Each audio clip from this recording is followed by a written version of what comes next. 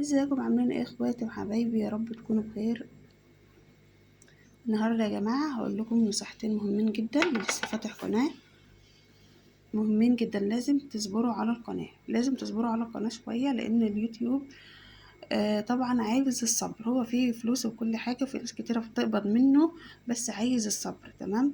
يعني عايز الصبر. يعني اللي لسه فاتح بقاله سنه او اتنين مش يقول لا انا هقفل القناه، او ان انا مش حققت ارباح فيها وعايزة اقفلها وزهقت والكلام ده. لا طبعا بتصبر عليها شوية، ولازم تشتغل على القناة بتاعتك او تهتم بالمحتوى بتاعك. تهتم بالمحتوى بتاعك ازاي؟ يعني على الاقل تنزل فيديو كل يوم، ده اول حاجة.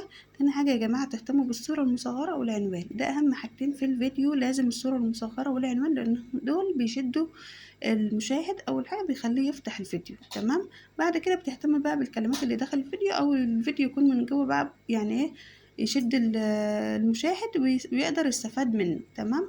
يا ريت يا جماعة تصبروا على اليوتيوب، علشان في ناس كتيرة بتزهق والله، وفي ناس بتيأس بسرعة. فحبيت اقول لكم بس الكلمتين دول، وتعالوا بقى اشربوا معايا قهوة كده عشان تظبط دماغنا، وان شاء الله يا جماعة تكونوا ايه، زي ما قلت لكم نصبر شوية على اليوتيوب. باي باي.